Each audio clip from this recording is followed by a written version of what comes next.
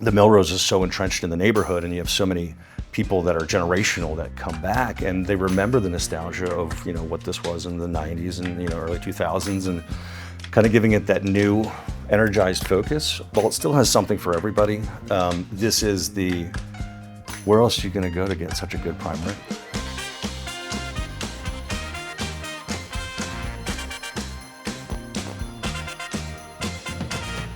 We are now at the landmark prime rib and joined by Chef Patrick. Thank you for sitting down with us, Chef. How are you doing today? Excellent, as usual.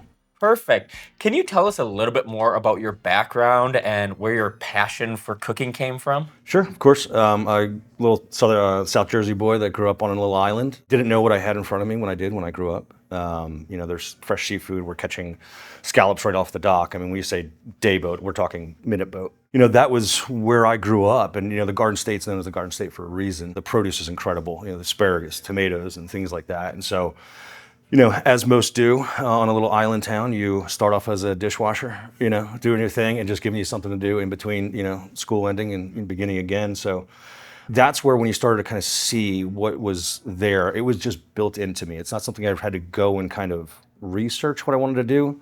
It was brought up into me and kind of like my heritage, and it was just part of human nature at that point. And so I just continued on, and here we are.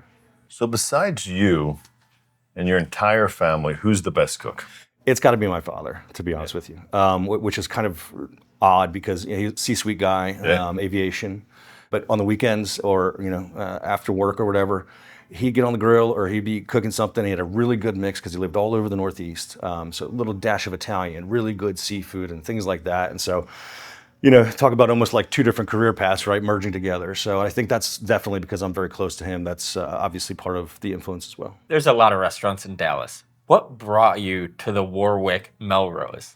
So I worked in all private French scratch Italian, all that, which is very normal up in the Northeast. And then when I decided to make the move down here, I kind of went into a bit of a corporate realm with Hyatt hotels and kind of moved around from there. And I found myself at Hilton Park Cities, which is right up the road. So it was actually a competitor. So they started coming up there and saying, hey, who's this new chef? Who's this guy? Right? And so they came and they scooped me up, and I absolutely fell in love with it. So I spent 5 amazing years here, had a great part to do with the new buildings, the spa and the new kitchen over there, the new facilities, and that's the blood, the sweat, the tears, that's all the stuff that goes into it. Then unfortunately, we had what had occurred in 2020 and scattered the winds, and I was very, very fortunate to get that phone call that says, hey, we're really interested in doing a very, elevated, incredible concept, beautiful prime rib, all quality products. Chef, we think you're the guy.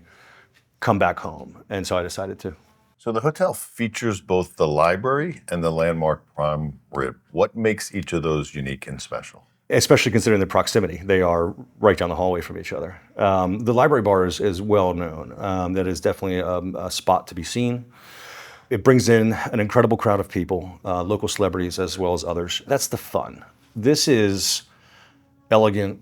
It's high end, but also in a relaxed atmosphere that you don't have to feel, full out, all of this. And so we think that prime rib, when we kind of went into it, was, most people would attribute to holidays. So we wanted to bring a holiday to every day. You have birthdays, you have anniversaries, you have this, you have that. And overall, the Melrose is so entrenched in the neighborhood, and you have so many people that are generational that come back and they remember the nostalgia of what this was in the 90s and early 2000s, and kind of giving it that new energized focus. While it still has something for everybody, this is the where else are you going to go to get such a good prime rib? And that's the story. And so we're able to do it, and it's just, I think it's a wonderful accoutrement, a yin to a yang versus what you're looking for. Obviously quality, obviously elegant everywhere you go, but I think this really speaks to more of a tradition on a daily basis. What's your favorite part about working here at the landmark prime rib in the Warwick Melrose Hotel? For me, there's a bit of nostalgia because it's my second time back for sure. But it's also, it's the people that make it. A building's just a building, to be honest with you. I love the history of it, I love that, but it's the people that walk through those doors that keep you coming back. And so when you go out into somewhere and you meet somebody else and they said, oh, you're the Melrose. Oh, well, the landmark prime rib. That's always a little nice for a chef. Touch ego, right? But really it is, it's definitely the people. And when all the craziness that happened kind of simmered down, so many of us came back to what I refer to as home. And that's really what kind of brings this place and makes it in my heart. Steve and I have really enjoyed this hotel experience. The staff has been incredible, hospitality across the board. So we just want to thank you and the rest of the team for a great time. Absolutely. Thank you so much for being here. Cheers. Salud. You made it to the end of The Modern Hotelier. Thanks for watching or listening. The Modern Hotelier is produced by Modern Hotelier Media. Make sure to like and subscribe if you're listening on YouTube, or subscribe wherever you get your podcasts. If you know a good guest, sponsor, or have media needs, feel free to reach out to us at hello@themodernhotelier.com. Thanks and have a great day.